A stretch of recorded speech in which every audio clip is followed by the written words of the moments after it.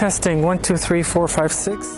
Why hello and thanks again for joining me for yet a new attraction. This time we're in Stockholm and I'm at the Vasa Museum. Vasa is the ship wreckage that you see right behind you. Well, it's not, it's the museum that you see right behind me, but it houses the one of the largest wreckage of a ship that has ever been discovered, and it's right here in this museum. It's a beautiful place. We're blessed by really beautiful weather today in Stockholm. Not the perfect day to be in a museum, but this is one thing that you cannot miss out. It's called the Vasa Museum. It opens from 10 until 1700 every day. And a little background of the ship that sunk about 400 years ago, actually.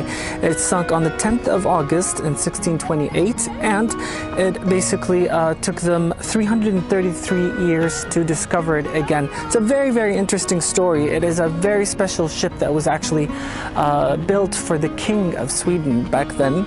There's basically a person who was really resilient on discovering the place of the wreckage in the 60s, and it was not until he found a new technique that he actually found the wreckage in Stockholm's harbor, and that's where the vessel was sunk. The interesting part is that how they kept it alive since the 60s until now. It is actually the largest open wreckage that you can actually smell and feel. It's not behind any glass doors or anything. And they're not sure how long it could actually survive because the wood is decaying just like any natural material, but they have treated it a lot since the 60s, so there's a lot of fine things that you can discover from just being next to it. When it sunk because of an error, apparently. The way it was built. The main person who was in charge to build that wreckage is that he died right about a year before the vessel sunk, so basically the king could not charge him with anything since he was dead, and there was no one to blame. As you see, there's going to be a lot of renditions of how it used to look like. There's a lot of beautiful things about this vessel. The cool thing is that if it wasn't for this disaster, it would have not been possible for us to see this vessel right here, all in its glory and beauty. A couple of things about this vessel. The reason why it's very well preserved is that because when it sunk, the Stockholm harbor has this very murky, muddy surface at the bottom of the water.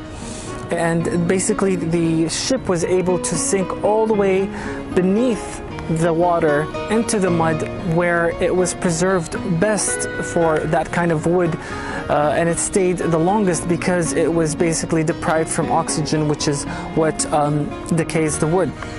So that's why you see after 400 years it's very well preserved. Since the 60s until something like in the 80s, the interesting thing is how they kept it, with whatever new technology that comes out, they kept it alive. There's a lot of things that you will see to know how different kind of material that they used. They even used the same material that they use for lipsticks and makeup. There's a substance there that basically helps the wood survive more. So there's a lot of cool. Basically, the vessel story starts after it was discovered.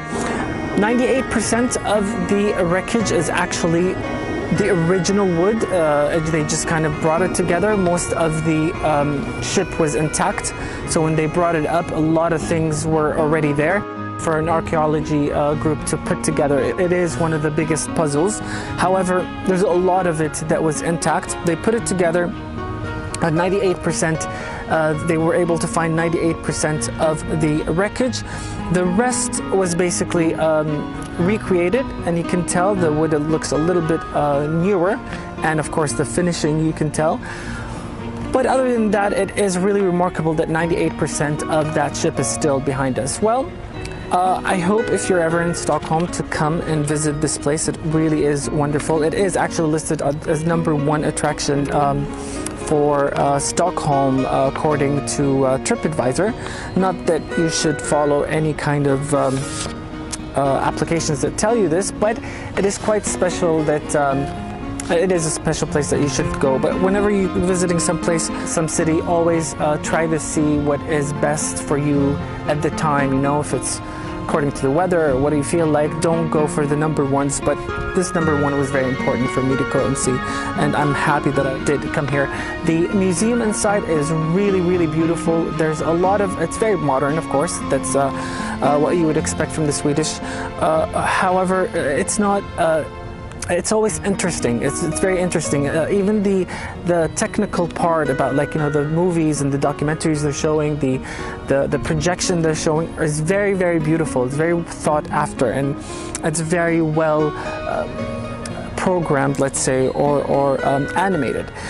It's beautiful, basically. The museum has a very nice feel. It has a very, very natural feel. Most of it, most of it is wood. It's made of wood, but there's a lot of also very nice, simple concrete around. But it is very, very relaxing to be in there. There's something about the building that makes it all come together.